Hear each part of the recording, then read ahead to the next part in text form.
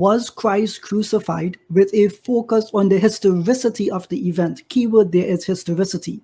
Please let me know in the chat if you can understand how quickly I am speaking. If you don't, please let me know and I will slow down. As a Muslim, I've been told all my life that there were mountains of evidence for the crucifixion of Jesus, the son of Miriam. I've been told that all historians agree that this event was an undisputed fact. Eventually, I decided to look up these claims and I found that they were not mountains, but rather sparse, non-contemporaneous claims primarily derived from a particular theological group's faith tradition. Some colleagues and I began live streaming on the EFDawah YouTube channel, and we quickly encountered a variety of Christians, apologists and scholars alike, who began to make statements which piqued our interest. This was an open forum. Any Christian could come on and give us the evidence for the crucifixion. Dr. Johnson McClatchy of Apologetics Academy argued that the historical testimonies of Flavius, Josephus, Tacitus, and Lucian of Samosata were negligible as historical evidence. Dr. McClatchy further argued that the Gospels were the earliest historical evidence for the crucifixion, but also that the Gospel attributed to Mark, while being the earliest, was incomplete and had a lost ending of an undetermined length. Various other Christians argued that there was no smoking gun for the crucifixion. That person is Michael, and he is in the chat tonight, so he is contradicting himself, but rather a variety of cumulative evidences that support the idea of the crucifixion. To begin with, the Quran affirms that the death of Christ in history was made to appear this way. The clear Quran by Dr. Mustafa Khattab, which Stephen misquoted, says, "But they neither killed nor crucified him, it was only made to appear so." Curiously, the verse does not say that Allah made it appear so. The word shubbeha is an intransitive verb here. So there goes that argument, Stephen. It, referring to his death, was made to appear so. So, in other words, if we are to look at claims in history about the death of Jesus, we should expect to find that the records do say he was crucified. Therefore, if my interlocutor tonight was to claim that the Quran is in error, then this would not be a valid claim. For the Quran to be in error, it should say that the claim of the crucifixion in history does not exist. Since the opposite is the case, then the Quran is valid in what it says. For my interlocutor to argue against this passage of the Quran, he must therefore prove the claim that the Quran states the crucifixion of Jesus does not appear in historical sources. The Muslim has nothing to lose in this discussion, but rather everything to gain. Within the field of historiography, there is a subfield known as narratology. Professor John Gladys, a historian at Yale University, in his work, The Landscape of History, says on pages 47 and 48 about the sources which historians use. We interpret through our own distinctive viewpoints. It's here that imagination, even dramatization, is involved. Ultimately, though, the product must go before an audience, at which point one of several things may happen. The patrons may approve because what they see confirms their preconceptions. Pay attention to that, Stephen. They may disapprove if it does not. Muslims also pay attention. Or, and this is what paleontologists, tailors, and cartographers, as well as historians, hope for, the product may move those who encounter it to revise their own views so that a new basis for critical judgment emerges, perhaps even a new view of reality itself, end quote. You will notice here that the historian, despite using the terms critical judgment and a new view of reality, does not frame them within the context of being skeptical or hyperskeptical. Rather, what can be gleaned is that in interpreting the past, asking questions is how they arrive at their conclusions. He emphasizes specifically that this is what encourages people to revise their own views. The question then becomes, between the Muslim and the Christian, who has more to lose if the crucifixion of Jesus is brought into historical doubt? As mentioned above, the Muslim's belief does not change and is not impacted. Historical sources claim he was crucified. This is present and appears to be the case in historical literature. This affirms what the Quran says. On the other hand, if the crucifixion narrative is brought into doubt, what does the Christian have to lose? everything. So if the question tonight is one of bias or about determining who is arguing through necessity for the defense of one's faith, then it is not the Muslim who needs to account for their belief, but rather the Christian. The Christian stands to lose everything if the crucifixion is in doubt. Please keep this essential point in mind as we work through our dialogue. In the work The Resurrection of Jesus, a New Historiographical Approach, Dr. Michael O'Connor mentions on page 105 that as a result, historians, especially those who study antiquity, speak of the probable truth of a theory rather than absolute certainty. In other words, when historians determine an event to have occurred historically, they do so on a scale of probability as opposed to one of absolute certainty. In the Sage Handbook of Historical Theory on page 211, it says, traditional history, Foucault points out, sees itself as neutral in terms of values, committed solely to the truth. Yet in its will to knowledge, traditional history conceals what might be its own motives and desires. The genealogist, on the other hand, will openly admit his perspectives, his preferences in their controversy. He will attempt to understand his own motives and desires, fears and forebodings, his own situation within a specific historical context. The genealogist understands that the will to knowledge will never achieve universal truth. History can never achieve absolute knowledge, end quote. What then does it mean to be a historical fact? It means that an event at some time in history is considered to have been more probable to have occurred than less probable. If we were to apply a scale using a percentage at one end, we can have a 51% probability that an event happened to 49% that it did not. At the other end, we can have a 99% probability it did occur to 1% it did not. The reality, therefore, resides between 51% and 99% that an event could have happened. The error occurs when laymen hear the phrase historical fact and they associate this claim with one of absolution, when in fact it is to be considered within a range of probabilities.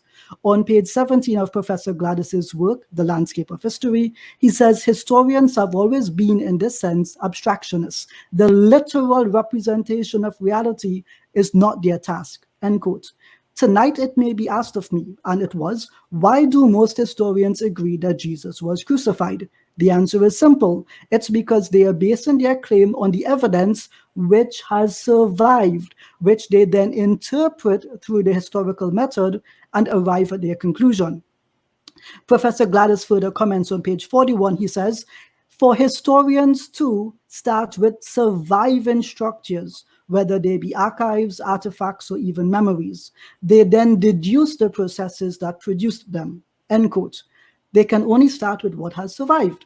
They then interpret this data and deduce a number of probable conclusions, which are supposed to be tested. Today, we are doing one such test. On page 26, he says, the historian's evidence is always incomplete. His perspective is always limited, and the thing itself is a vast expanding universe of particular events, ... End quote. At the time of Jesus, rebels were regularly crucified. Historians look for what they term continuities, meaning patterns that extend across time. Professor Gladys defines them on page 30 as phenomena that recur with sufficient regularity to make themselves apparent to us. Without such patterns, we'd have no basis for generalizing about human experience, end quote. Given that Jesus was identified as a rebel in Mark chapter 14, verse 48, and was meant to be crucified alongside another rebel, Jesus Barabbas in Mark chapter 15, verse 7, historians use this continuity of the regular trend of crucifixion to propose that Jesus probably died through this method by virtue of being a rebel. This is one reason which Professor Bart Ehrman mentions in his book, Did Jesus Exist? He says, when looking at the crucifixion, he says, the Romans crucified lots of people all the time. That is a continuity right there. Ironically, in Mark chapter 14, verse 48, Jesus rebuffs the arrest attempt by identifying himself as not a rebel. This places the Christian, like Stephen, in a very awkward position of having to agree with the historian based on the trend of the occurrence of the crucifixion for rebels as a proof for the crucifixion, while also disagreeing with Jesus himself, who vocalizes that he is not a rebel.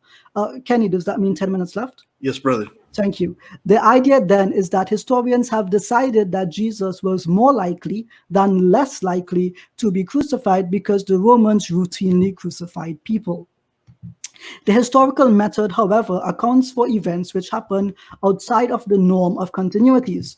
Professor Gladys says in page 31 that they can involve what the chaos theorists call sensitive dependence on initial conditions, situations where an imperceptible shift at the beginning of a process can produce enormous changes at the end of it. They may result from the intersection of two or more continuities. Students of accidents know that when predictable processes come together in unprecedented ways, unpredictable consequences can follow. What all of these phenomena have in common is that they don't fall within the realm of repeated and therefore familiar experience. We generally learn about them only after they've happened, end quote. In other words, as Professor Gladys states on page 45, newly discovered evidence has to be compared with what's already known, end quote. By using this new evidence, we can also look at what Dr. Gary Habermas states in his work, The Historical Jesus, Ancient Evidence for the Life of Christ. On page 44, he references the use of the negative evidence principle.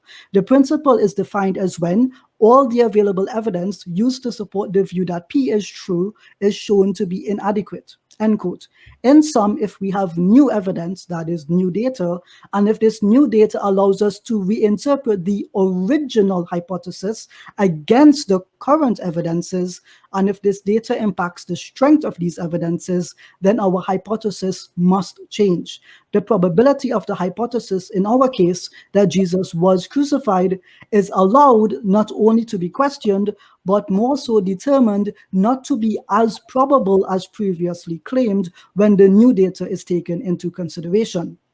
In Did Jesus Exist? Professor Ehrman writes, to establish the historical probability of a saying, deed, or experience of Jesus, we want a large number of independent sources that can be shown not to be incorporating their own biases in the account in question, and that corroborate one another's report without showing any evidence of collaboration. And the closer these sources are in time to the events they narrate, the better, end quote. Modern scholarship accepts that while the New Testament's gospel accounts are the earliest surviving traditions about Jesus, they are not independent of each other, and they do actively attempt through editing and harmonization to corroborate what the other gospels say. Professor Philip Comfort, in his New Testament text and translation commentary, gives dozens of examples where harmonization has occurred throughout the New Testament. Dr. Timothy Mitchell, in citing James Royce and Ernest Caldwell, says that they both recognize a tendency to harmonize readings with remote parallels in other Gospels, end quote. The text tradition of the Gospels then don't merely harmonize their details in common stories, but also in stories which have little to do with each other. In the previous UBS Greek New Testament editions, they contained ratings for the variants in the text for the level of confidence that the textual critics had in their choices. 59% of these variants were chosen with difficulty and great difficulty in regards to their certainty. Only 8.9% of these variants reached the highest level of certainty itself. In Patristic and Text Critical Studies, the collected essays of William L. Peterson, on page 410, it stated that our critical editions do not present us with a text that was current in the year 150, 120, or 100, much less in 80 CE, end quote. This means that the tradition of the Gospels is not as early as is usually assumed. Roy Kotansky, in his work entitled The Early Papyri, Gospel Parallel Variants and the Text of the New Testament in the 2nd century, which was published in Scribes and Their Remains, as edited by Professor Craig Evans and Jeremiah Johnson, argues convincingly that one can persuasively argue that the earliest period of the gospel text was not firmly fixed, but rather represented the product of much interpretive rewriting of tradition, end quote. He further states that this is Roy Kotansky. He further states that Helman Costa reminds us that whatever the consequences, the first 100 years from the time of writing of the gospel autographs to the appearance of their initial papyrological record in the period of circa 200 CE represented a span when substantial revisions were not only possible but highly likely, end quote. Historians then are doing the best they can with non-independent, edited, revised, reinterpreted, rewritten traditions spanning from the earliest period of the text of the Gospels. They can only realistically, as stated previously, make a decision based on what has survived, even with its severe and multiple defects. It is noteworthy that if the earlier sources preferred, then the Q document, which predates the Gospels entirely and which is based on the oral tradition, does not have Jesus predicting his death, dying a cross, or even being resurrected. Professor Dale Allison Jr. writes in his Jesus of Nazareth, Millenarian Prophet, on page 59, on the one hand, traditions that originated with Jesus were reformulated, translated, modified through additions, and given new meaning through secondary context, end quote. What then about the other criteria which scholars use to judge the historical Jesus? Embarrassment, discontinuity, and coherence. Professor Dale Allison Jr. writes in The Historical Christ and the Theological Jesus that a historian's Jesus is never just the consequences of reading sources through a screen of criteria.